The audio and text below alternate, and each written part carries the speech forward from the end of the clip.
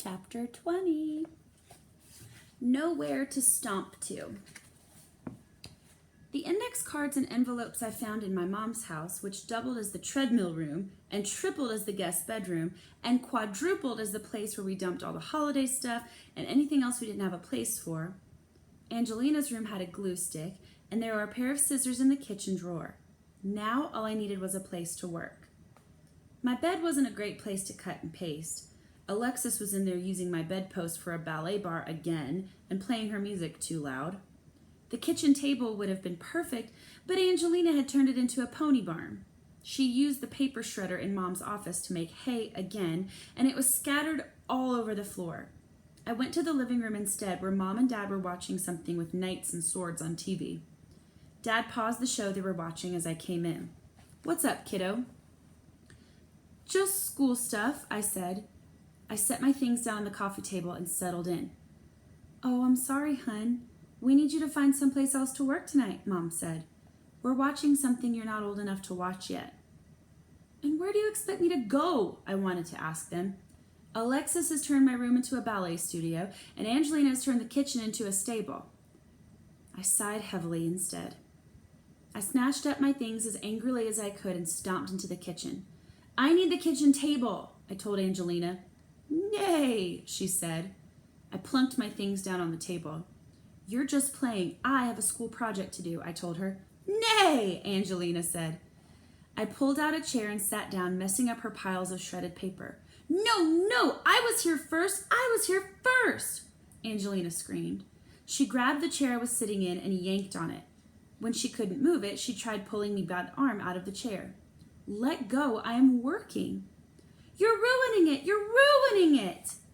"Angelina, Amy Ann," my father called from the living room. "Enough." Angelina stopped trying to pull me out of the chair and collapsed onto the floor, where she rolled around, kicking her legs and screaming at the top of her lungs. "Girls," Dad bellowed from the living room, "I do not want to deal with this right now." "I was here first," Angelina wailed. "I was here first." "Amy Ann," Mom called, "your sister was already using the kitchen. Find someplace else to work." I pushed my chair back from the table with as much noise as I possibly could. I picked up my things and stomped out of the kitchen, kicking Angelina's piles of shredded paper into the air as I went. She wailed even louder, which made me feel good, even though I was steaming mad.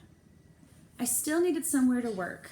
I wasn't going to fight another battle with Alexis in my room, not after Angelina had already gotten my parents angry.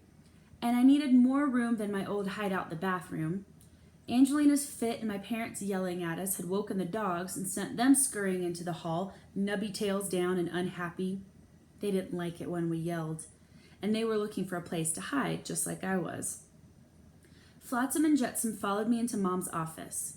The bed was covered with boxes of Christmas decorations and blankets and camping gear we had never used, and Mom's desk was piled so high with papers and folders and boxes that it was useless. There was room on the floor, though.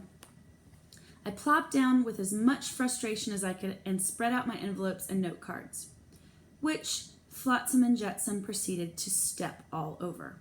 No, I told them, but they kept moving around, their tails wagging in happiness as they bent my cards and envelopes. They weren't trying to be bad.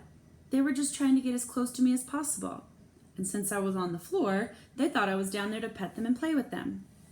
I dodged the dog's big legs and collected all my things again and pushed past them into the hall.